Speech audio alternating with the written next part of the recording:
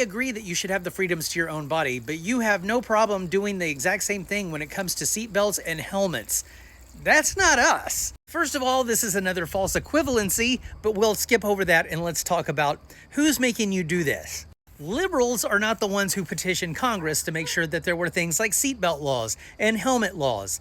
That was the insurance lobby. You see, the insurance companies have figured out that the more safety regulations that are in place, the fewer claims they're having to pay out on. In order for these insurance companies to be able to make money, they have to take in more money than they pay out. And the way to do that is to make sure that there are fewer accidents. For instance, if you're in a car accident and you were wearing a seatbelt, you might break a couple of ribs. But that same accident without the seatbelt, you might break your face. And if you're riding a motorcycle and you fall off your motorcycle and you hit your head with a helmet on, you're probably going to be okay.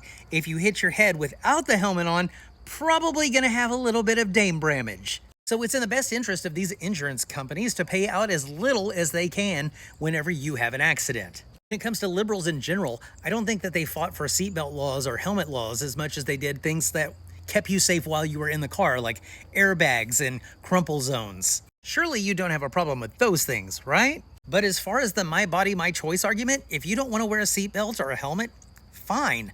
I don't care. And I think you should have the freedom to do that. But insurance rates would spike if people had the freedom to do that because they would do that more often and they'd have to pay out more. But the reason why I said that this is a false equivalency argument is you're trying to equate public safety with an ideological form of oppression, I guess.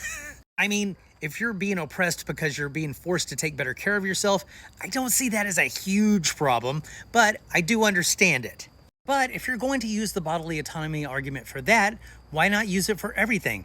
What about drinking and driving? Should that be allowed? Because that's your body. You should be able to do what you want to with it. That's your car. You should be able to do what you want to with it. You see, there's a lot of ways that we could go with this argument, so I'm not really sure that you're making the argument that you think that you are.